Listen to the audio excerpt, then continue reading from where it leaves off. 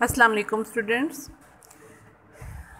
जैसा कि कल हमने लेक्चर में देखा कि पाकिस्तान में 1971 से 1977 के दौरान मौशी असलाहत के अहम पहलुओं को कैसे बयान किया जा सकता है। अब हम इस काबिल हो गए हैं इसे बयान कर सकें। अब हमारा नेक्स्ट टॉपिक है वो है नेशनलाइजेशन के सनत, तालीम, कामर्स और तजारत पर असरात की वजाहत कर सकेंगे। ठीक है जी। नेशनलाइजेशन के सनत, तालीम, कामर्स और तजारत पर असरात। सबसे पहले है सनत झैल में नेशनलाइजेशन की सनत पर मस्बत और मनफी असरात का जायज़ा पेश किया गया है। मस्बत असरात, इसकी 5 पॉइंट्स हैं हमारे पास। उसकी हेडिंग्स मैंने बनाई हुई हैं, साथ में वो भी बताती जाऊंगी आपको। जो फर्स्ट पॉइंट है उसकी हेडिंग होगी इस्तेहसाल का ख़ात्मा। 1972 की लेबर असलाहत से सनती मज़दूरों का इस्तेहसाल ख़त्म हुआ, उनकी उजरतें बढ़ी और दूसरी मरात में भी इजाफा हुआ। इस तरह उनके इस्तेहसाल का ख़ात्मा हो गया। नंबर जो सेकंड है उसकी हेडिंग होगी टैक्सों की अदायगी। सनती अदारे जो हुकूमत को पूरे टैक्स अदा करने लगे, जिससे हुकूमत की कौमी आमदनी में काफ़ी इजाफा हुआ। नंबर 3 इसकी हेडिंग होगी मालकान और मज़दूरों में रवैया की बेहतरी। मज़दूरों के साथ मालकान का रवैया बेहतर हो गया, जिसकी वजह से हड़तालें कम होना शुरू हो गई। नंबर 4 इसकी हेडिंग है सनती इजारादारी का ख़ात्मा। इजारादारी को इंग्लिश में मोनोपोली कहते हैं। और जिस तरह कि हमने डिस्कस पहले भी किया था कि उस टाइम सनती सासों पर 22 ख़ानदानों का कब्ज़ा था, अब वो ख़त्म हुआ और सरमायादार तबके की हौसला शिकनी हुई। नंबर 5 की हेडिंग होगी कीमतों पर हुकूमती कंट्रोल में आसानी। क्योंकि अदारे अब हुकूमत के कंट्रोल में थे, इस वजह से सनती अशिया की कीमतों को कंट्रोल करने में हुकूमत को काफ़ी आसानी हुई।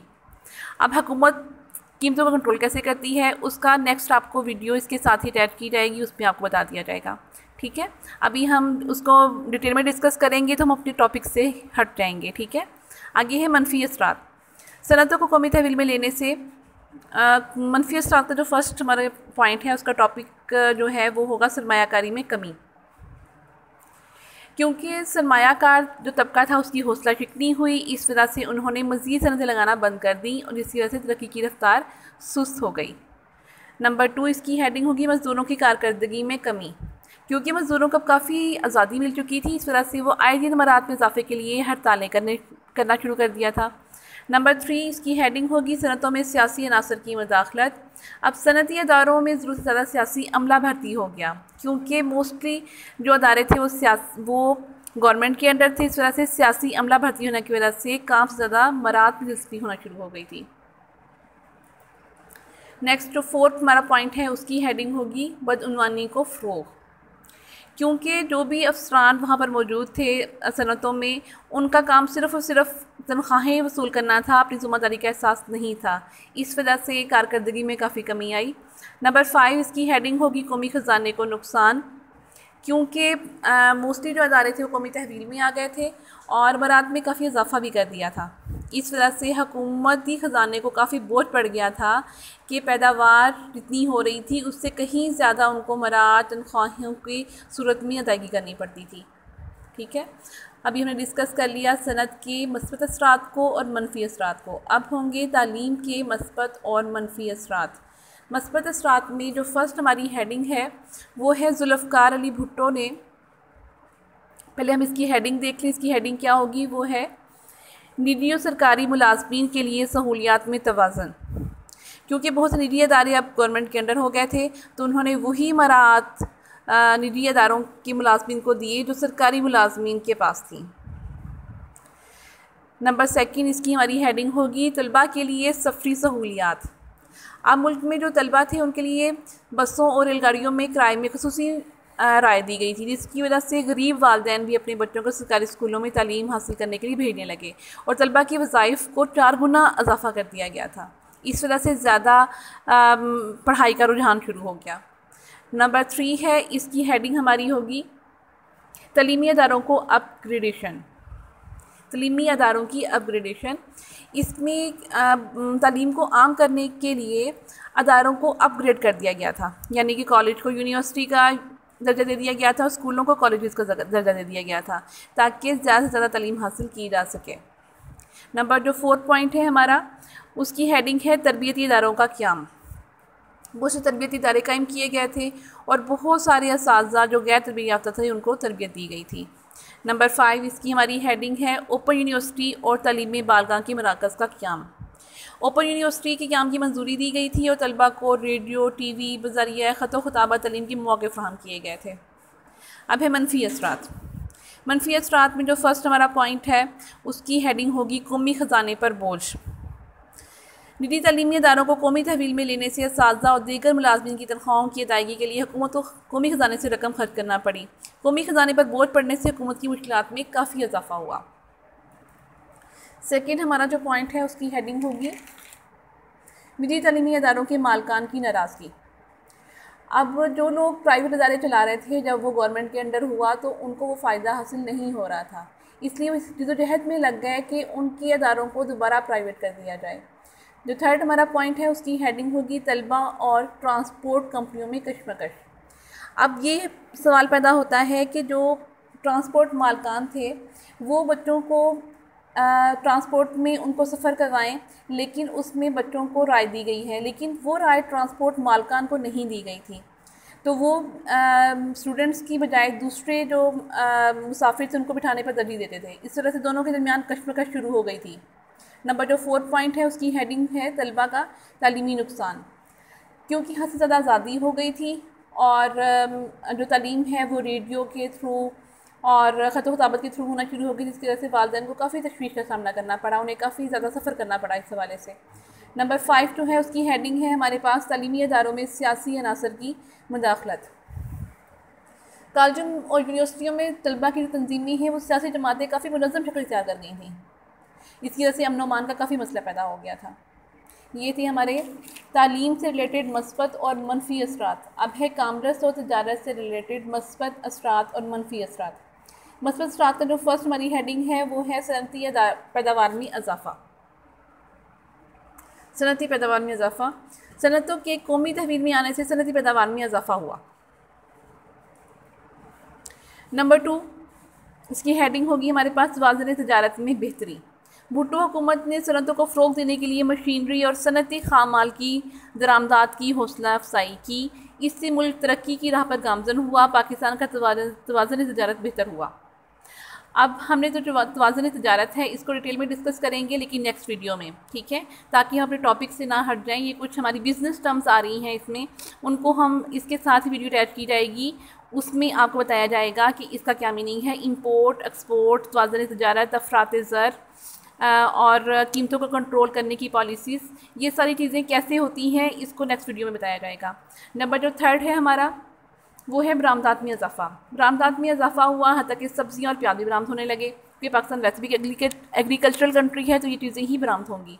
नंबर 4 जो है उसकी हमारी हेडिंग है ज़रिए पैदावार में बेहतरी। ज़रिए इस्लाहात से ज़रिए पैदावार बेहतर हुई, जिससे मुल्की और गैर मुल्की तजारती सरगर्मियों में भी इजाफ़ा हुआ। अब है मनफी असरात। फर्स्ट हमारी हेडिंग है वो है अफरात ज़र। अफरात ज़र का जैसे मैंने आपको पहले बताया कि इसको नेक्स्ट वीडियो में डिस्कस किया जाएगा। अफरात ज़र होने से तनख्वाहदार तबका मुतासिर हुआ, रुपए की कदर कम होने से बरामदात में इजाफ़ा हुआ, लेकिन महंगाई में भी इजाफ़ा हुआ। इसकी वजह से तनख्वाहों में इजाफ़ा होने से लोगों को किसी किस्म का कोई फ़ायदा नहीं हुआ। नंबर 2 जो है उसकी हेडिंग हमारी होगी तवाज़ुन अदायगी का मुतासिर होना। अब सामान तईशात की दरामद बढ़ी। सामान तईशात होती हैं लग्जरीज़। मशीनरी की दरामदी अखराजात में इजाफ़ा हुआ, जिससे तवाज़ुन अदायगी मुतासिर हुई, क्योंकि लोगों की जो ज़रूरियात थी वो पूरी होनी शुरू हो गई थी, पैसा लोगों के पास आ गया था और इस तरह से सामान तईशात की अब दरामद बढ़ गई थी। नंबर जो 3 हमारा है उसकी हेडिंग होगी ज़र मुबादला के महफूज ख़ैर में कभी। ज़र मुबादला क्या है इसको भी वीडियो में नेक्स्ट में बताया जाएगा। और मुल्की ख़जाने पर बोझ पड़ने से ज़र मुबादला के महफूज ख़ैर कम होने लगे थे। नंबर 4 की जो हेडिंग है वो है तेल की कीमतों में इजाफ़ा। 1976 में तेल की कीमतें ज़्यादा होने से पाकिस्तान का तवाज़ुन तजारत खसारे की तरफ चला गया। तवाज़ुन तजारत भी बिज़नेस की टर्म है, इसको भी वीडियो में नेक्स्ट में साथ बताया जाएगा। अभी हमने डिस्कस कर लिया है नेशनलाइजेशन के सनअत, तालीम, कामर्स और तजारत पर असरात।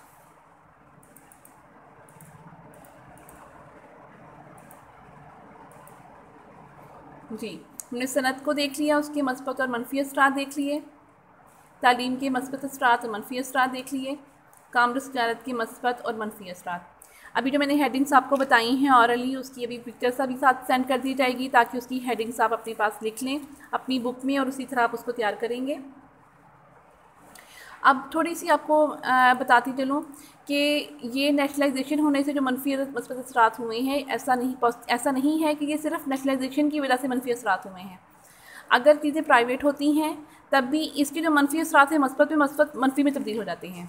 कोई भी पॉलिसी अपनाई जाएगी उसके मनफी और मस्बत दोनों असरात होंगे, लेकिन यहाँ पर ये स्टेप लेना लाजमी था भुट्टो के लिए। वो इसलिए लाजमी था कि दौलत 22 ख़ानदानों के हाथ में थी। अमीर तबका अमीरतर होता जा रहा था और गरीब तबका गरीब से गरीबतर होता जा रहा था। इस वजह से उस टाइम दौलत की को डिवाइड करना, डिवर्सिफाई करना इंतहाई ज़रूरी था। इस वजह से ये स्टेप्स लेने लाजमी थे। वैसे भी जब चीज़ें प्राइवेट होती हैं तो वो ज़्यादा अच्छी पैदावार दे रही होती हैं, ज़्यादा अच्छी प्रोडक्शन दे रही होती हैं, लेकिन जब वो चीज़ें नेशनलाइजेशन होती हैं तब इतनी अच्छी प्रोडक्शन नहीं हो पाती। लेकिन क्योंकि 80 to 60% जो सारे असासे थे वो थे ही आम लोगों के हाथ में, 22 ख़ानदानों के हाथ में थे। इस वजह से ये चीज़ें अभी हुकूमत के हाथ में आनी ज़रूरी थी। अगर हुकूमत के पास 60+ में 60 से अबव असासे हों फिर तो ठीक है, लेकिन अगर 60 से कम असासे हों तो यह हुकूमत के लिए काफ़ी मसले का सामना करना पड़ेगा। इस वजह से ये स्टेप उस वक्त बिल्कुल ठीक था। अस्सलाम वालेकुम स्टूडेंट्स, अभी हमने अपना जो लेक्चर लिया उसमें मैंने कुछ ऐसे हमारे टॉपिक्स थे जिनके बारे में मैंने आपसे कहा कि ये बिजनेस टर्म्स हैं और हम उससे टॉपिक में डिस्कस नहीं कर रहे, क्योंकि अगर हम टॉपिक में डिस्कस करेंगे तो हम अपने टॉपिक से बिल्कुल हट जाएंगे। ठीक है, और ये ऐसी टर्म्स हैं जो आपके पीएचडी में बार बार आएंगी और डिटेल में इसलिए डिस्कस आपसे कर रही हूँ, बोर्ड पे करवा रही हूँ ताकि बार बार हमें उसे दोबारा ना करवाना पड़े, हम सिर्फ हवाला दे सके कि काम आपने पहले कर लिया है। ठीक है, और इसको बहुत गौर से देखिएगा, चाहे तो अपने पास को नोट कर लीजिएगा। सबसे पहले मैं डिस्कस करूंगी इंपोर्ट और एक्सपोर्ट को।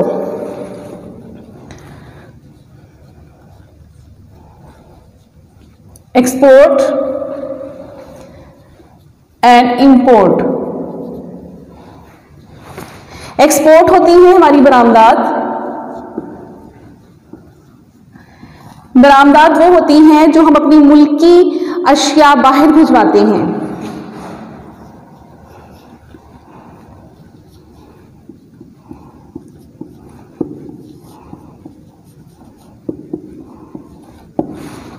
और इंपोर्ट हमारी होती है दरामदात।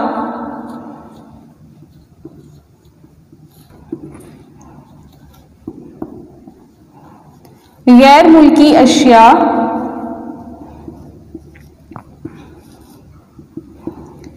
अपने मुल्क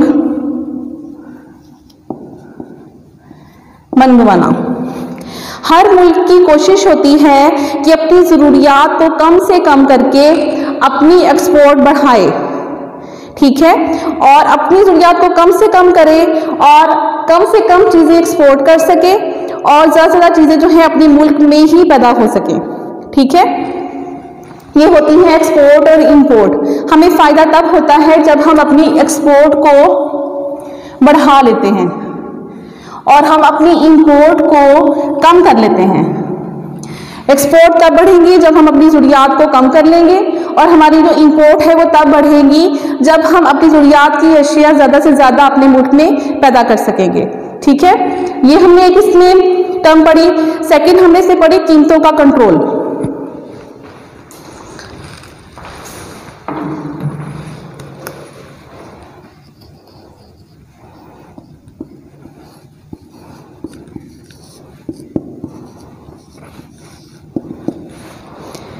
गवर्नमेंट जो है वो कीमतों का कंट्रोल तब कर सकती है जब उसके हाथ में चीज़ें हों, यानी कि गवर्नमेंट के अंदर चीज़ें हों। ठीक है, उसके लिए ये हो सकता है कि अगर किसी भी चीज़ की कीमत बढ़ जाती है, जैसे गंदम की, तो उसके अल्टरनेट में क्या चीज़ें हैं? इसके अल्टरनेट में चावल है। अगर गंदम की कीमत कम करनी हो तो हम चावल की कीमत को बढ़ा देते हैं। एक चीज की कीमत कम और दूसरी की ज्यादा करने से हम कीमतों को स्टेबल रख सकते हैं। सेम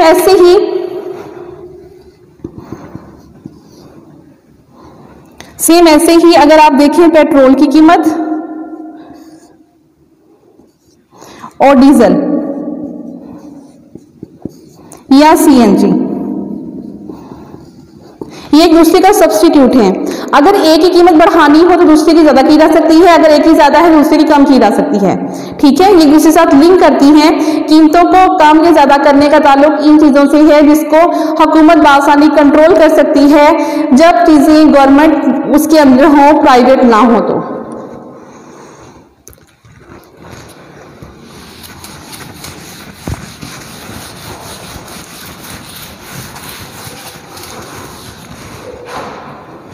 अब हमारा टॉपिक है अफराते ज़र। अफराते ज़र का मीन है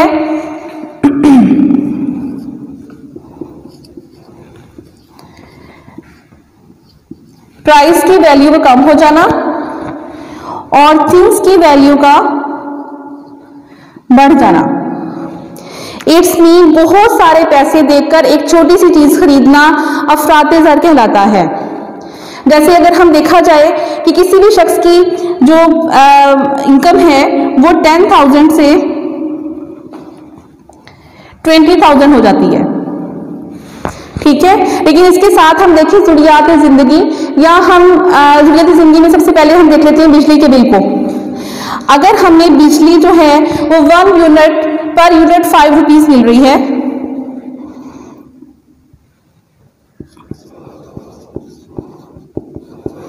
लेकिन इनकम बढ़ने से हमारे वो यूनिट बढ़ गए हैं और अब हमें बिजली का जो बिल है वो पर यूनिट 10 रुपीज़ मिल रहा है। तो असल में इनकम में किसी किस्म का इजाफा नहीं हुआ। जो इनकम में इजाफा हुआ वो अफराते ज़र की नजर हो गया है। ठीक है, इस चीज को अफराते ज़र कहेंगे जब हमारी इनकम में तो इजाफा हो लेकिन साथ ही साथ महंगाई में भी उतना ही इजाफा हो चुका हो। ठीक है, पाकिस्तान में इसमें अफराते ज़र जो है वो बहुत ज्यादा है और उसकी वजूहात कई हो सकती हैं। उनमें से एक वजूहात ये भी हो सकती है कि हमने गैर मुमालिक से कर्जे बहुत सारे लिए हुए हैं। पाकिस्तान में रुपीस की सर्कुलेशन बहुत सारी है। सेकंड ये हो सकता है कि गवर्नमेंट ने अपने फायदे के लिए ज्यादा नोट जो हैं वो छाप लिए हैं और उन्होंने रिजर्व में कुछ नहीं रखा हुआ। और ये वजह भी हो सकती है कि अगर बैंकिंग को देखा जाए सेक्टर को तो वो लोनिंग ज्यादा कर रही है लेकिन सेविंग के लिए उनके पास किसी किस्म के पैकेजेस मौजूद नहीं है।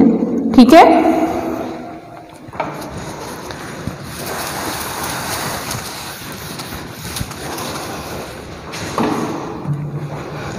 अब हमारा टॉपिक है तवाज़ुन तिजारत।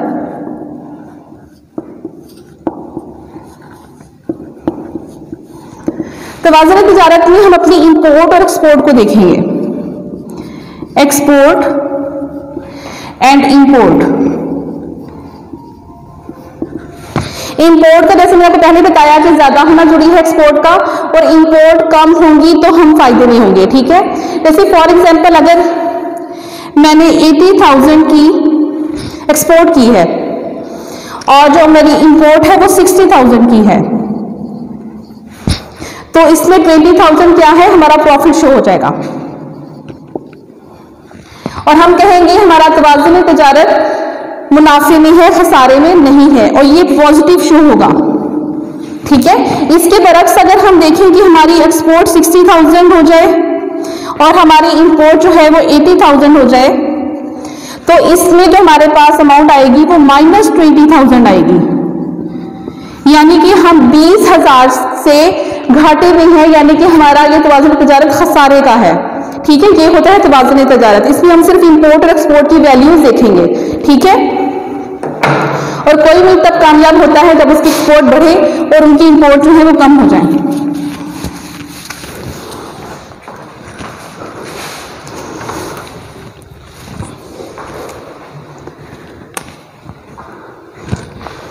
फिर हमारा नेक्स्ट पॉइंट है वो है ज़र मुबादला। ज़र मुबादला जैसे कि नाम से भी जाहिर है कि ज़र को तब्दील करने का पैमाना। ठीक है, हर मुल्क जब इंपोर्ट एक्सपोर्ट करता है तो वो ज़र मुबादला यानी कि पैसे को चेंज करने का देखा जाता है। इस टाइम जो ओवरऑल हमारे वर्ल्ड में चल रहा है वो चल रहा है डॉलर। जैसे अगर जो $1 है